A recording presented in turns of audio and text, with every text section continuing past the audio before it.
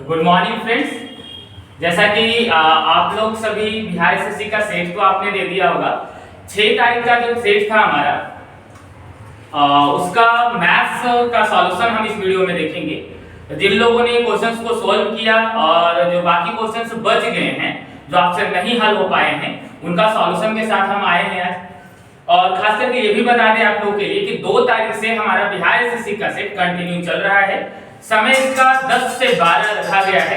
तो जिन लोगों ने अभी तक ये सेट ज्वाइन नहीं किया है और वाकई में चाहते हैं कि हम इस बार के एग्जाम में सफल हों तो उसके लिए सेट बहुत ही जरूरी है और हमारे यहाँ इसकी पूरी तैयारी करवाई जा रही है, व्यवस्था आपको मिल रहा है। तो इसका लाभ जरूर उठाएं और जल्दी से जल्दी सेट को ज्वाइन करें।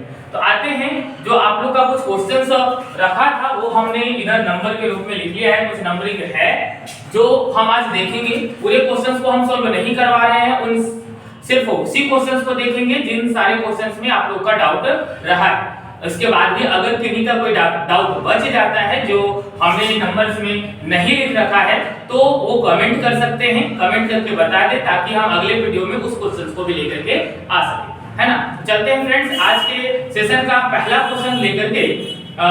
पहले तो आप लोग जो भी वीडियो देख रहे हैं एक काम कर सकते हैं कि आप या तो हमारे टेलीग्राम चैनल पे जुड़ जाएं, एक्सेलेंट कोचिंग सेंटर पटना के टेलीग्राम चैनल पे आप जुड़ जाएं, जहां से आपको जो हमारा सेट है, ये 6 तारीख का सेट है हमारा बिहार एसएससी का, वो आपको मिल जाएगा। और जो स्टूडेंट ने यहाँ सेट दिए हैं वो अपना अपना सेट निकाल के बैठे, तब जाके सॉल्यूशन समझ में आएगा। और जिन लोगों ने सेट नहीं लिया है और वो डिस्कशन देख रहे हैं तो वो भी देख सकते हैं, उनके लिए भी लाभप्रद होगा। बस आप काम ये करें कि टेलीग्राम चैनल पे चले जाएं, उस चैनल पे आपको इसका पीडीएफ मिल जाएगा, वहां से डाउनलोड करके इसका सॉल्यूशन आप देख सकते हैं, अच्छे से समझ में आपको क्वेश्चंस आएंगे, है ना। तो चलते हैं, आज के सेशन का पहला क्वेश्चन जो आपके सेट का क्वेश्चन नंबर 77 था। चलते हैं इसी क्वेश्चंस के साथ स्टार्ट करते हैं आज का सेशन। आइएगा, क्वेश्चन नंबर 77 में क्या कह रहा है क्वेश्चंस को देखो बाबू। अभी हम जो चर्चा करेंगे, कोशिश करेंगे क्वेश्चंस को शॉर्ट में लेकर के चलने का, क्योंकि एग्जाम में हमें उन्हीं सारे क्वेश्चंस को देखना है और देखते हुए जल्दी देखना है, उसके लिए हम बात करेंगे। तो ज्यादा हम बेसिक पे नहीं जाएंगे बल्कि कोशिश करेंगे क्वेश्चंस को जल्दी सोल्व करने का। पहला क्वेश्चन आपका दे रखा है, किसी धनराशि का 2 वर्षों के लिए ब्याज की एक निश्चित दर पर साधारण ब्याज और चक्रवृद्धि ब्याज क्रमशः 7200 रुपए और 7560 रुपए। समझिएगा, बोला क्या है कि 2 वर्षों के लिए, हम थोड़ा सा क्वेश्चंस के बारे में लिखते हैं। 2 वर्षों के लिए जो एसआई है, सिंपल इंटरेस्ट है, वो दे रखा है 7200 रुपया और 2 वर्षों के लिए जो कंपाउंड इंटरेस्ट है वो दे रखा है 7560 रुपया, है ना। और दोनों का रेट सेम है, टाइम भी सेम 2 वर्ष दिया हुआ है और रेट भी सेम है। और पूछ रहा है कि भाई जब रेट सेम हो तो बताइए इसका प्रिंसिपल क्या होगा। तो पूछ रहा है प्रिंसिपल क्या होगा। देखिएगा, इस क्वेश्चंस को आप बेसिक से तो बना ही सकते हैं, लेकिन हम आज आपको ऐसा ट्रिक बताने वाला है, ऐसा कॉन्सेप्ट बताने वाले हैं जिससे बहुत ही कम समय में आप इस प्रश्न का उत्तर निकाल सकते हैं। देखिएगा, याद रखना, जब भी आपको सीआई एसआई का डिफरेंस पूछा जाए, कंपाउंड इंटरेस्ट और सिंपल इंटरेस्ट के बीच का अंतर पूछा जाए, तो वैसे कंडीशन में आप इसको अप्लाई कर सकते हो, या फिर कंपाउंड इंटरेस्ट निकालना हो तब भी अप्लाई कर सकते हो, या इसी तरीके का प्रिंसिपल निकालना हो तब भी अप्लाई कर सकते हो। अब कैसे अप्लाई करते हैं, क्या करते हैं वो समझिएगा। सबसे पहले आपको करना क्या है कि अगर 2 साल दे रखा है, आप टेबुलर फॉर्म यूज करोगे और 2 साल दे रखा है, इसलिए हम इसमें 2 बॉक्स बना लेंगे। 1 साल रहेगा तो 1 बॉक्स बनता है, 2 साल रहेगा तो ऐसा 2 बॉक्स बना लेना होगा। एक बार अच्छे से समझ लोगे, हर एक क्वेश्चन बहुत ही जल्दी सेकंडों में आंसर आपका आने वाला है, इसलिए जल्दी से इसको समझ लेना है, क्या कर रहा है, कैसे कर रहा है, समझते चलना। हमने कहा क्या, अगर 2 साल कह रखा है, कंपाउंड इंटरेस्ट सिंपल इंटरेस्ट के बारे में चर्चा किया, 2 साल की चर्चा किया, 2 तरीके का बॉक्स बना लेना है। 2 तरीके के बॉक्स बनाने के बाद करना क्या है, अब ये समझिएगा, दे रखा है 2 साल का जो सिंपल इंटरेस्ट है वो 7200 है, 2 साल का साधारण ब्याज है 7200, तो 1 साल का अगर हम बात करें तो क्या हो जाएगा, 1 साल का हम बात करें तो क्या हो जाएगा, 7200 बटा में 2 मतलब 3600, 7200 बटा में 2 मतलब 3600 रुपए एक साल का साधारण ब्याज निकल के आएगा। समझना बाबू, ये जो कॉलम होता है, ये जो कॉलम होता है, ये एक साल का, ये दूसरे साल का, तो ये साधारण ब्याज है। तो ये साधारण ब्याज का बॉक्स होता है, या साधारण ब्याज को फिल करना है। तो पहले साल का साधारण ब्याज कितना था? 3600 रुपए। दूसरे साल का साधारण ब्याज कितना था? 3600 रुपए। साधारण ब्याज है, हर एक साल बराबर बराबर होगा, अगर कंपाउंड रहेगा तो अंतर होगा। साधारण ब्याज सेम। तो 3600 इसमें भी, 3600 इसमें भी। दूसरा क्या कहा? कंपाउंड इंटरेस्ट 7560 है। समझना बाबू, अगर हम दोनों के बीच का अंतर देखना चाहें, साधारण ब्याज और कंपाउंड इंटरेस्ट, मतलब सिंपल इंटरेस्ट और कंपाउंड में साधारण और चक्रवृद्धि ब्याज का अंतर अगर देखते हैं तो कितने रुपए ज्यादा है? तो 0 में से 0 माइनस कर दो 0, 6 में से 0 गया 6 और 5 में से 2 गया 3, मतलब कितने रुपए का अंतर है?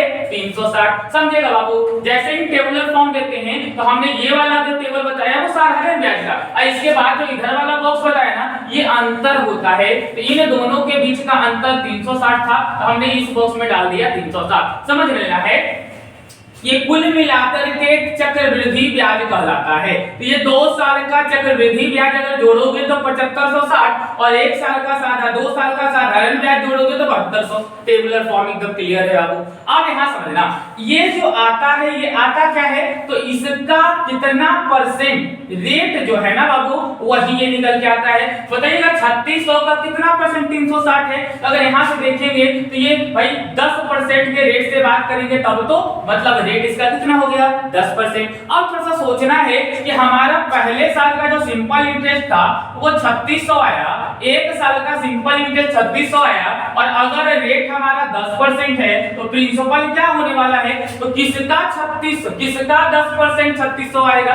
किसका 10% भाई 3600 आएगा। तो किसका 10% 3600 आएगा? अगर देखोगे तो आ जाएगा किसका 36%, मतलब आप सिंपल से जान रहे हो 3600 का 36000 का आपका आ जाएगा। कितना जाएगा? 36000 रुपए का आ जाएगा, है ना। या तो आप ऐसे भी निकाल सकते हो, सिंपल इंटरेस्ट का फार्मूला आपको पता था ना, PRT अपॉन 100, तो इस पे भी आप निकाल सकते हो। ऐसे इतना नहीं करना है बाबू, सिंपल 10% न दिया, ये तो आसान है कि 10% मतलब एक जीरो हटाते चले जाओ, एक जीरो हटाते चले जाओ। जैसे 3600 का 10% निकाले तो 360 आ गया। उसी तरीके से अगर भाई किसका 10% मतलब किसमें ये वो जीरो हटाएंगे कि 3600 आ जाए, 3600 आ जाए, तो 36000 का हटाएंगे, मतलब प्रिंसिपल कितना निकल के आ गया? 36000 निकल के आ गया। कोई दिक्कत है? एकदम क्लियर होना चाहिए। एक बार फिर से रिपीट कर दे रहे, सुन लीजिएगा क्या कर रहा है। तो इसमें जब भी टेबुलर फॉर्म करे तो ये 2 साल का 2 बॉक्स बनाना है। पहला वाला साधारण ब्याज का, दूसरा इधर वाला जो बॉक्स होगा सब वो साधारण और चक्रवृद्धि ब्याज का अंतर, कुल मिलाकर के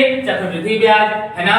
अब यहाँ पे ये इसका 10% और ये ऊपर का जो प्रिंसिपल होगा ना बाबू, उसका 10% साधारण ब्याज निकलता है। तो ऐसे भी सोच सकते हो कि x का 10% बराबर 3600, x का 10% बराबर 3600, तो x बराबर कितना? तो x बराबर 3600 गुना 10 बराबर 36000। तो यहाँ से भी आप निकालोगे तो वो भी निकल के आ जाएगा। तो कैसे भी करना है, हमें आंसर ले आना है। अब इतना आसान था, इतना लिखने की जरूरत नहीं थी। साधारण से तुरंत बॉक्स बनाएंगे और तुरंत 10% बराबर 36000 निकल के चलेगा, है ना। कोई दिक्कत नहीं है। अगला बढ़ते हैं, अगले क्वेश्चन को चलते हैं। बेटा इसको क्लियर करते हैं, जिनका भी नहीं हुआ जल्दी से लिख लीजिएगा। आगे बढ़ते आते हैं अगले क्वेश्चन की ओर। 78 नंबर क्वेश्चन है। अगर देखोगे तो इसको हम एलिगेशन से अगर सॉल्व करें ना थोड़ा जल्दी आ जाएगा। देखिए मिक्सचर एलिगेशन का क्वेश्चन है। 2 प्रकार का चावल है, पहला चावल 20 रुपए किलो और दूसरा जो है 40 रुपए। समझिएगा, पहला प्रकार का चावल 20 रुपए किलो है और दूसरा प्रकार का चावल 40 रुपए किलो है। जब इन दोनों को मिलाते हैं और मिलाकर के उस चावल को हम बेच रहे हैं 32 रुपए किलो, तो क्या है बताइए, इन दोनों को किस अनुपात में मिलाया गया? तो एलिगेशन में करते क्या है बाबू, यहाँ पहला यहाँ दूसरा, दोनों को मिलाने के बाद बीच में अब ये माइनस ये और ये माइनस ये कर लो। तो 40 में से 32 को घटाएंगे तो कितना आ जाएगा? 8, और 32 में से 20 को घटाएंगे तो आ जाएगा कितना? 12। तो रेशियो कितना हो गया? तो 4 गुना 8 और 4 तिया 12। तो किस अनुपात में मिला रहे हैं? तो 2:3 के अनुपात में मिला रहे हैं। ऑप्शन चला जाएगा 3 नंबर, ऑप्शन 3 नंबर। चलिए अगले क्वेश्चन की ओर चलते हैं। क्वेश्चन नंबर 79 में इस क्वेश्चन को समझना बनाने का बहुत सारा तरीका है, एकदम सिंपल वाला तरीका हम आपको बताने वाले हैं यार।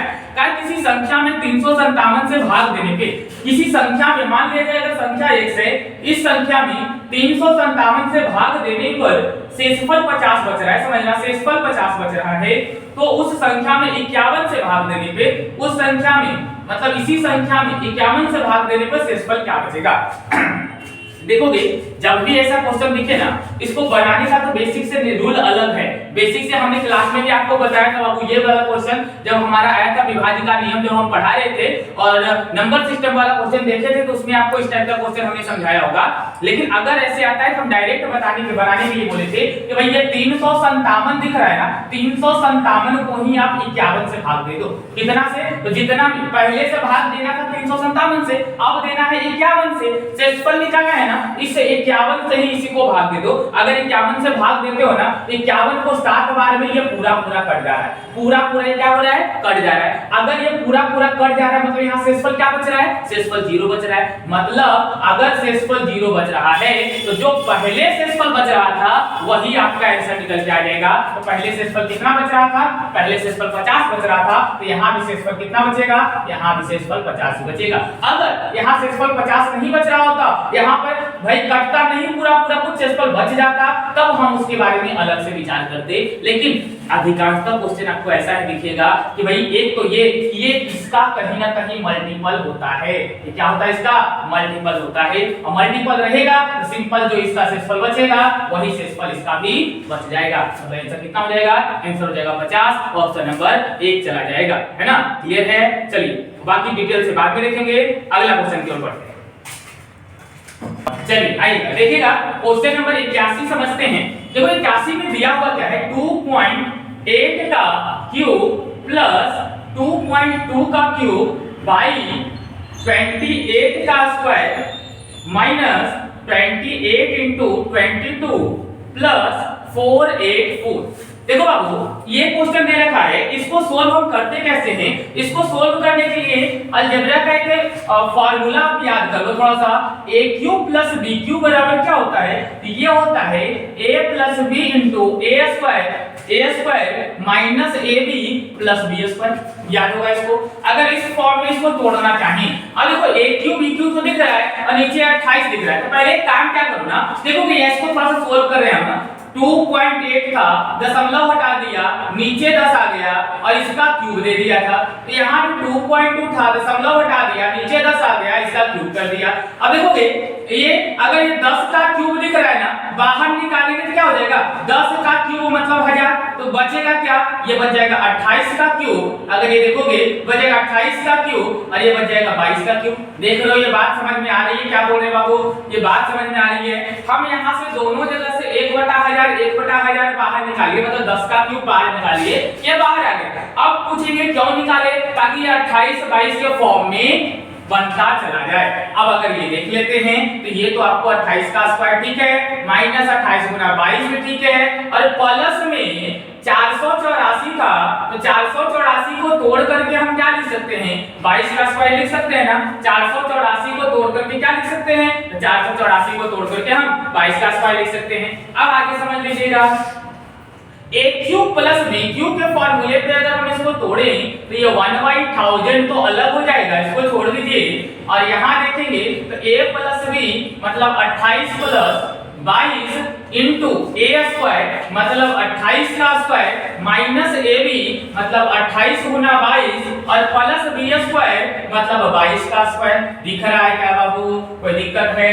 अब यहाँ देखोगे 28 का स्क्वायर माइनस 28 गुना 22 प्लस 22 का स्क्वायर। अब देखो ये टर्म और ये टर्म दोनों इक्वल दिख रहा है ना, तो ये इससे कैंसिल हो गया, तो बचा कितना हमारे पास, तो 1/1000 और ये 22 और 28 को जोड़ेंगे तो 8 2 10 का 0 बाकी 1 2 2 4 और 1 5, 1 0 से 1 0 कैंसल, मतलब बचा कितना 5 बटा में 100 और ये और काट दो तो 5 गुना 10 मतलब 1/20 के बराबर, 1/20 के बराबर। या तो ऐसे ऑप्शन नहीं दे रखा है तो आप यहीं ऐसे कर दो, यहीं से क्लियर हो जाएगा, कोई दिक्कत ही नहीं होगा। यहाँ देखोगे तो 5/100 मतलब 0.05 के बराबर आंसर दे रखा है।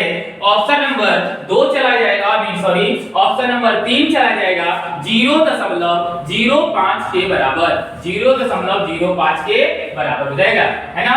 चलिए अगले क्वेश्चन पर पढ़ते हैं। 81 के बाद अगला क्वेश्चन है, जल्दी से निकाल लीजिएगा जिनका डाउट है। 81 के बाद 84 नंबर क्वेश्चन अगला होने वाला है, 84 नंबर क्वेश्चन रहने वाला है, जल्दी से निकालिएगा बाबू सब लोग।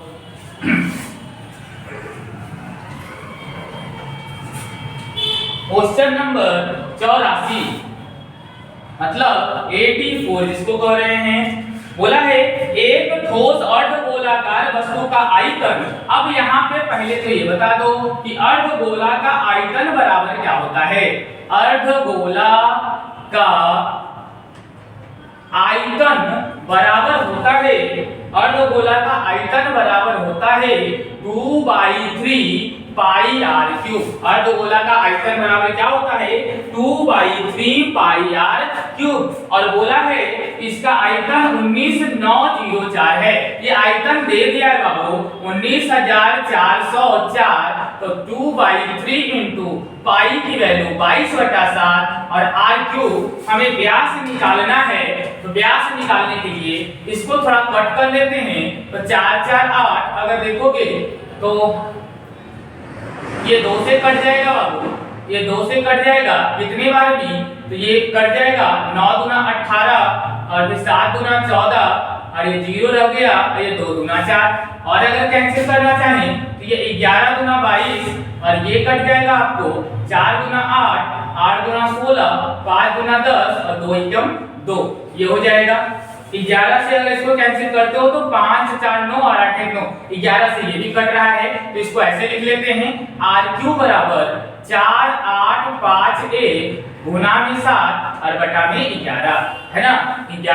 11 से अगर इसको कैंसिल करते हैं तो 11 चौके 44 बच गया 4 और 45 मतलब 11 चौके 44 बच गया 1, 11 एकम 11 हो गया कितना 441 गुना 7। आर क्यूब बराबर 441 गुना 7। अब बता दीजिए 441 किसका स्क्वायर है, ये 441 को अगर तोड़ोगे तो इसके फॉर्म में भी आपका निकल के आ जाएगा, तो कितना आ जाएगा आर बराबर निकल के आ जाएगा 21। आर बराबर कितना निकल के आ जाएगा 21 निकल के आ जाएगा, है ना। अब पूछा क्या है, व्यास पूछा है, तो डी बराबर क्या होता है, तो डी बराबर होता है 2 गुना आर मतलब 2 गुना 21 बराबर 42, आंसर हो जाएगा 42।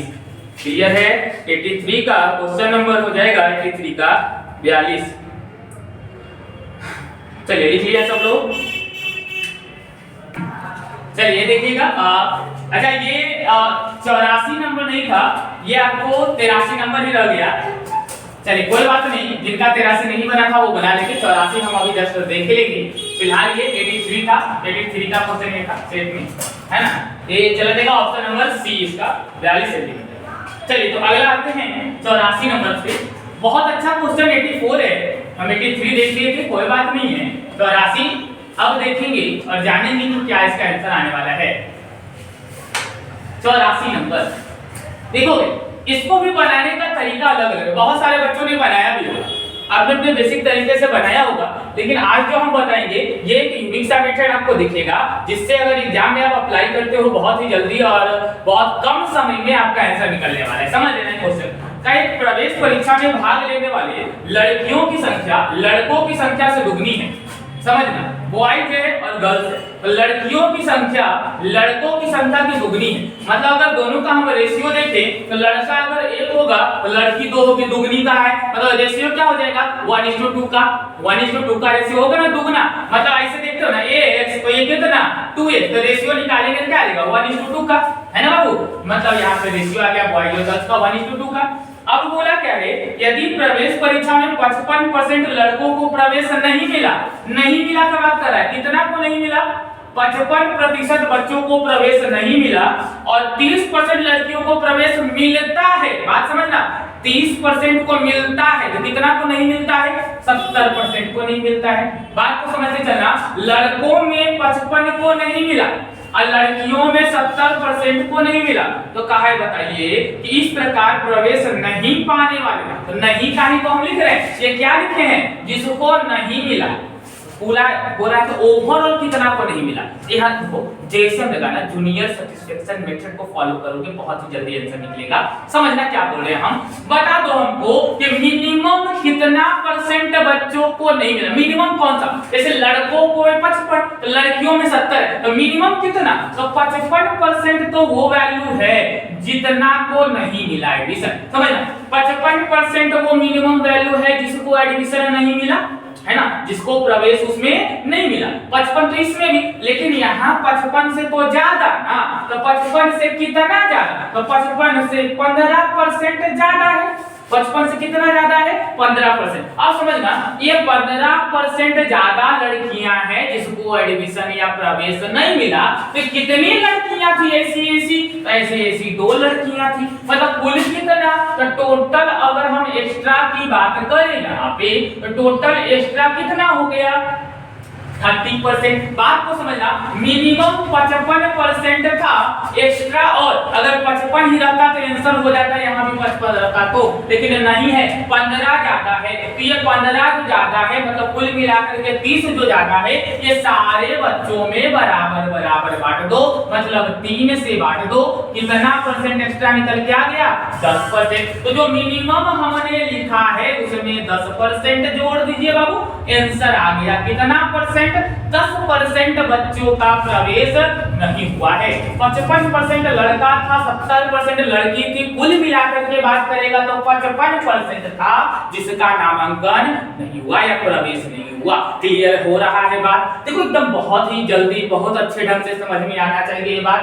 55% लड़का का प्रवेश नहीं हुआ था, 70% लड़की का प्रवेश नहीं हुआ, मिनिमम ऐसा बच्चा 55 था जिसका प्रवेश नहीं हुआ। एक्स्ट्रा कितना था? 30%। कितने में बांटना है? 3 में बांटना है, मतलब सबको कितना कितना मिला? 10-10%, मतलब कुल मिलाकर के कितना परसेंट? तो 65% बच्चों को नामांकन नहीं मिला। कितना परसेंट? 65%। आगे बढ़े ना बाबू, क्लियर होना चाहिए। 84 के बाद 85 नंबर पे आ जाओगे। 85 नंबर के क्वेश्चन पे आ जाना है जल्दी से। 85 नंबर क्या कवर है बाबू? जल्दी समझते चलोगे। 85 नंबर 85 नंबर क्वेश्चन तो रखा है 6 संख्याओं का औसत 64 है। यदि पहली 3 संख्याओं में से प्रत्येक में 2 की वृद्धि और शेष 3 संख्याओं में से प्रत्येक में 4 की कमी, तो नया औसत क्या होगा? 85 नंबर अच्छा सा क्वेश्चन, तो बेसिक से लेकर के चलो बड़ा अच्छे से बन जाएगा। बोला 6 संख्याओं का योगफल, समझिएगा औसत दे दिया, तो 6 संख्याओं का अगर हम योग की बात करें तो अगर औसत दे दिया 64, तो 6 संख्याओं का योग कितना हो जाएगा? तो 64 गुना 6 हो जाएगा। 64 गुना 6 हो जाएगा, मतलब कितने के बराबर हो जाएगा? ये 384 के बराबर हो जाएगा। फिर क्या कहा कि पहले 3 संख्याएं में 2-2 की वृद्धि हो गई। पहले 3 संख्याओं में क्या हो गया? तो 2-2 का वृद्धि हो गया। तो पहले 3 संख्याओं में वृद्धि हुआ। 3 संख्या में कितना कितना का? 2-2 का वृद्धि हुआ, मतलब कितनी की वृद्धि हुई? तो वृद्धि हुई है 6 की। और फिर क्या कहा? और शेष 3 संख्याओं में, तो अंतिम शेष 3 संख्या 6 संख्या थी ना, तो शेष 3 संख्याओं में कमी हो गया बाबू। कितने का? तो 4 का। तो 4 गुना 3 या 3 गुना 4 लिख दो तो ज्यादा अच्छा लगेगा। ये कमी हुआ है, मतलब टोटल 384 था, उसमें 6 बढ़ा लेकिन 8 घट गया। 6 बढ़ा लेकिन 8 क्या हो गया? 4 के 12 ना, 8 से 4 के 12, 12 घट गया, मतलब कुल कितना आ गया? और देखो ये औसत निकालना था कितना था? तो ये 6 ही बच्चा। तो नया औसत पूछ रहा है, कैलकुलेट कर दीजिए, नया औसत निकल के आ जाएगा, मतलब 378 378/6 निकल के आ जाएगा। आंसर चला जाएगा 63 के बराबर। कोई दिक्कत नहीं है, 63 के बराबर आ जाएगा, 63 के बराबर। 378/6 मतलब 63 के बराबर, है ना। आगे बढ़ते हैं, 85 के बाद 86 नंबर। आइएगा 86 नंबर, क्वेश्चन पढ़ना शुरू करो सब लोग। 86 नंबर, क्वेश्चन नंबर 86। समझना, बोला है एक व्यक्ति 2130 रुपए को, समझना एक व्यक्ति है जो 2130 रुपए को अपने 3 बेटा में बांट रहा है। वो मान लो बेटा ए था, एक को बी है और दूसरे का सी है। बोला है जिसके अंतर्गत पहले और दूसरे का अनुपात 5:3, पहला और दूसरा को 5:3 में बांटना है, और पहला और तीसरे का 5:7। अब पहला और तीसरे का 5:7 देख लो ना, यहाँ तो कोई दिक्कत ही नहीं है। पहला को 5 रुपया, दूसरे का को 3 रुपया और तीसरे को 7 रुपया ऐसे देना चाहता है। मतलब कुल मिला के कितना रुपया देना चाहता है, तो ये 15 यूनिट को बांटना चाह रहा है। मतलब कितना में, 2103 में, 2130 में, 3 में नहीं बाबू, 2130 में विभाजित करना चाह रहा है। अगर हम 1 यूनिट की बात करें, अगर हम इसमें 1 यूनिट की बात करें, तीनों का अलग अलग पूछ रहा है, तो भाई 15 यूनिट बराबर 2130, 15 यूनिट बराबर 2130। तो कहा है क्या, तो तीनों का अलग अलग निकालिए। तो अगर हम 1 यूनिट की बात कर लेते हैं, निकाल लेते हैं। 1 यूनिट की बात करें 2130/15, तो ए का अगर हम बात करें तो ए का कितना यूनिट है, 5 यूनिट। मतलब 5 गुना 2130/15, और बी का कितना है, 3 यूनिट।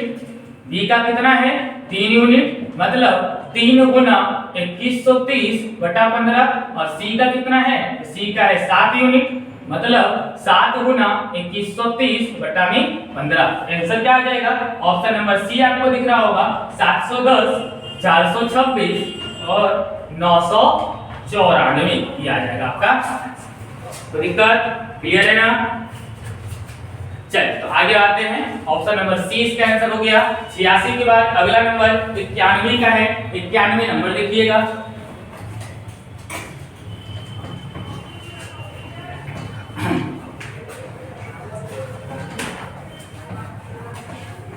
Question number 91, 91 number.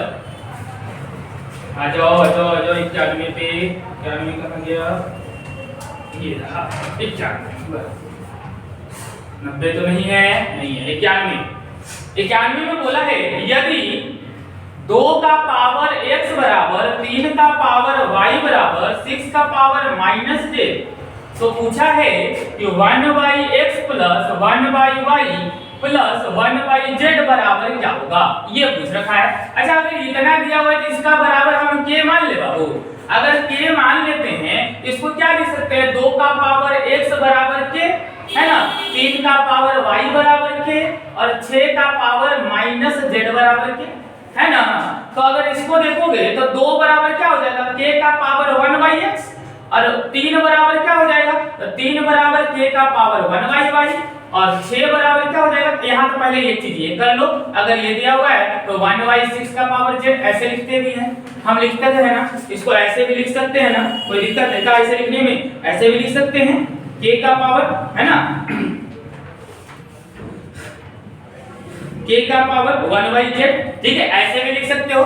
नहीं तो अगर नहीं करना है तो यही रहने दो, तो k का पावर -1/z, ये काम हो गया।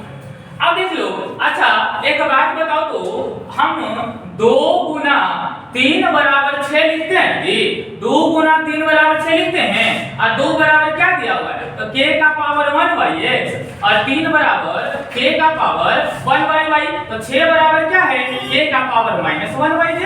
अब देखो अगर बेस सेम तो पावर क्या हो जाता है, पावर हो जाता है मल्टीप्लाई, तो k बराबर 1/x प्लस 1/y बराबर k बराबर -1/z। अगर ये दोनों बेस बराबर तो पावर आपस में सेम हो जाएगा, तो 1/y प्लस 1/y बराबर -1/z। हमको ये निकालना था, यहाँ देख लीजिएगा 1/x प्लस 1/y प्लस में 1/z बराबर क्या निकल के आया, ये इधर चला आया बाबू, इधर बचा क्या 0। आंसर क्या हो जाएगा, आंसर हो जाएगा आपका 0 के बराबर। आंसर कितना के बराबर, आंसर 0 के बराबर, ऑप्शन नंबर ए चला जाएगा, है ना। तो दिक्कत, चलिए आगे बढ़ते हैं। 91 के बाद 92 नंबर पे, जल्दी जल्दी आइएगा 92 नंबर पे। क्वेश्चन पढ़ना शुरू करो सब लोग, क्वेश्चन निकालो। 92 नंबर क्वेश्चन स्टार्ट करते हैं। क्वेश्चन नंबर 92 का एक छोटे थैले में, समझिएगा वो ये था हमारा थैला, ये थैले में 3 गो सिक्का, 1 रुपया वाला, 2 रुपया वाला, 5 रुपया वाला और 10 रुपया वाला। अब ये थैला था, इसमें 3 गो नहीं 4 गो तरह का सिक्का था, 1 रुपया, 2 रुपया, 5 रुपया और 10 रुपया। अब 2 सिक्कों को निकालना था, इससे कै को सिक्का निकालना है, तो 2 सिक्का निकालना है, थैला से निकालना है 2 सिक्का, और प्रत्येक स्थिति में धन राशि 10 रुपए से कम, और ये बराबर नहीं, अब ये जो होना चाहिए ना, ये हमेशा 10 रुपया से कम होना चाहिए। ऐसा ऐसा सिक्का निकालो वो 10 रुपए से कम हो जाए। तो क्या क्या हो सकता है, तो पहला तो हम 1 का रुपया 1 रुपया वाला निकाल ले, और 1 2 रुपया वाला निकाल लेते हैं, तो निकल के आ गया 3, 10 से कम है। अब 1 के साथ अगर 5 को भी निकालते हैं तो कितना हो जाएगा, 6 हो जाएगा, ये भी 10 से कम है। 1 के साथ अगर हम 10 को निकालते हैं तो ये 11 हो जाएगा, तो ये तो हमारा होगा नहीं, ये नहीं होगा। और क्या निकाल सकते हैं, और अगर हम 2 निकालते हैं, 2 के साथ 5 निकालते हैं तब भी कितना हो जाएगा 7, ये भी 10 से कम है। और 2 के साथ अगर 5 निकालो, 5 के बाद 10 निकाल नहीं सकते, ज्यादा हो जाएगा। मतलब कुल मिलाकर के आपको कितनी संभावनाएं दिख रही है, ऐसे 3 ही बार निकाल सकते हैं, इसलिए आंसर कितना हो जाएगा, आंसर हो जाएगा हमारा 3। बस 3 ही बार है जो 10 से कम वाला हम निकाल सकते हैं, और कोई संभावना इसमें नहीं सकती, है ना। चलिए तो अगला चलते हैं। 92 के बाद अगला क्वेश्चन है 93 नंबर पे।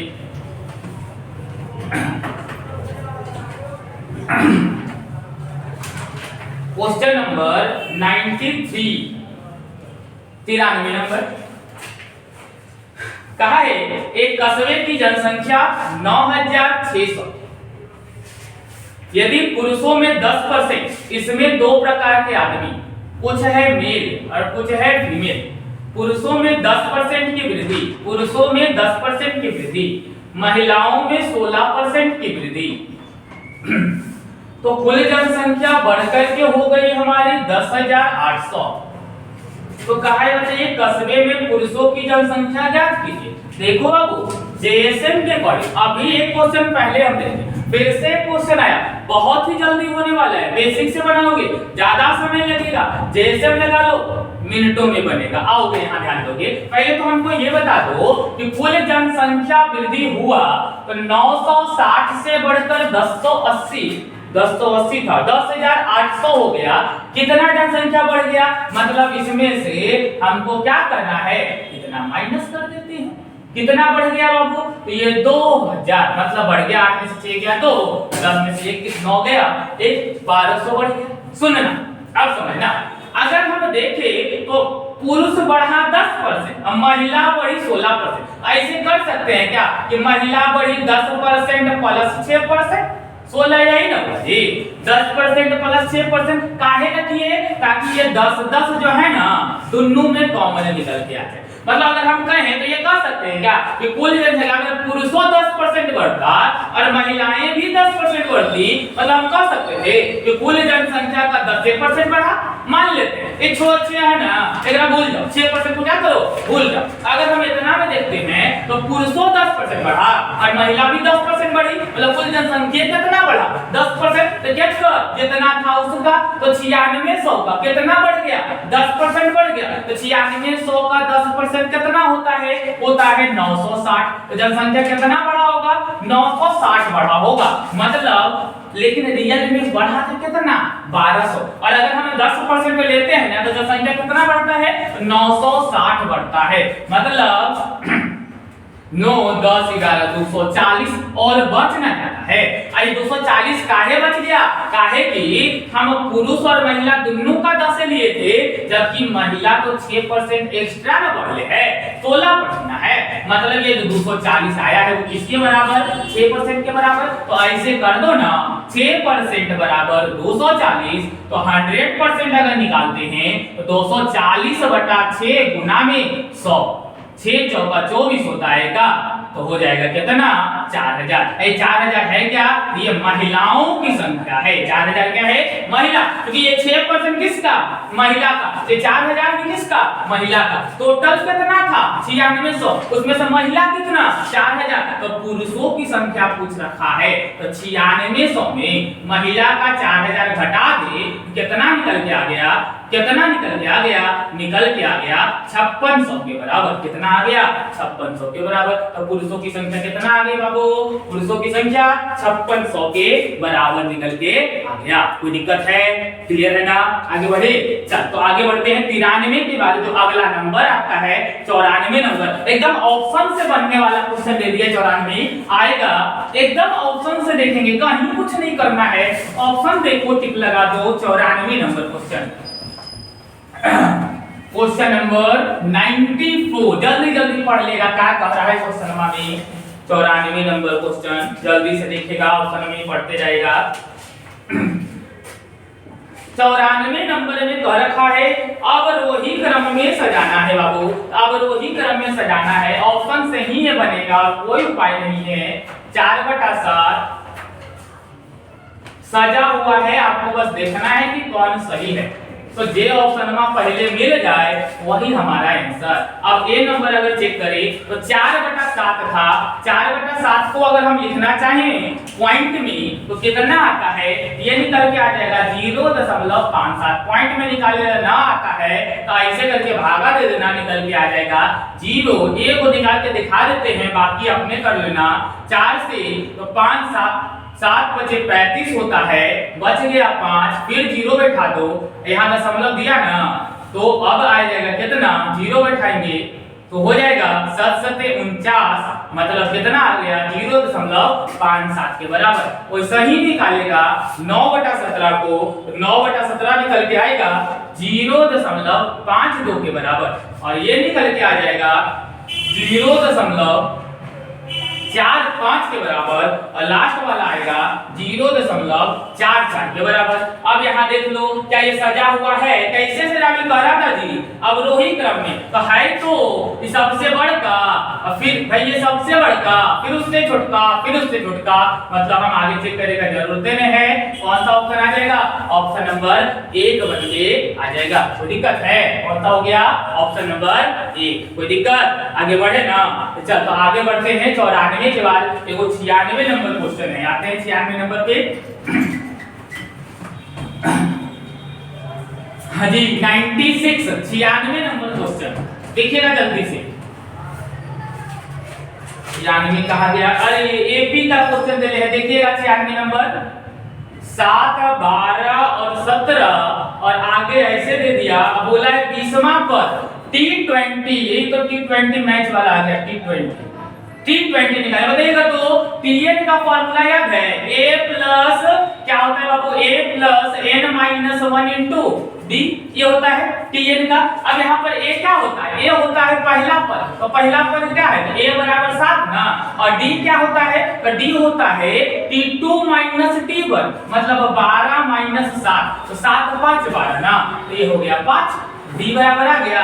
और n कितना निकालना है, तो n 20, मतलब T20 अगर निकालना है तो a बराबर 7 प्लस n बराबर 20 माइनस 1 गुना 5, तो हो जाएगा 7 प्लस 20 में से 1 गया 19 गुना 5, है ना, निकल के आ गया क्या 19 गुना 5, और जल्दी से निकाल लो तो T20 बराबर कितना आ जाएगा, तो T20 बराबर आ जाएगा 102 के बराबर। T20 कितना के बराबर आ जाएगा, 102 के बराबर आ जाएगा। कोई दिक्कत है, चलिए तो 96 के बाद आज के सेशन का अंतिम क्वेश्चन है ये 99 नंबर। 100 कोई पूछा नहीं है, मतलब सबसे बन गया है, तो चलो भाई 99 मैथ वाला सेक्शन का ना, और लास्ट क्वेश्चन है 99, समझ लेना क्या कह रहा है क्वेश्चन में, मिटाई नहीं करा, आ जाओ देखोगे। फॉर्मूला याद रख लेना, अगला सेट में फिर यही क्वेश्चन आएगा तो छूटना नहीं चाहिए। Tn बराबर a plus n minus 1 into D, जहां पर a बराबर पहला पद, d बराबर 4 अंतर और n क्या है, जो संख्या हमें निकालना है, जैमा पद निकालना है वो n कहता है उसको। ठीक है, अगला देखोगे 99 नंबर। 99 में कहा क्या दे रखा है, y प्लस 1yz बराबर a और x प्लस 1y बराबर 1। बतिया समझना क्या बोल रहा है, x प्लस 1y बराबर 1, इसी को हम एजा लिख लेते हैं, x प्लस 1y बराबर 1, तो x बराबर 1 माइनस 1 बटा y, एलसीएम ले लो y, तो हो जाएगा y माइनस 1, तो x बराबर क्या हो गया, y माइनस 1 बटा y।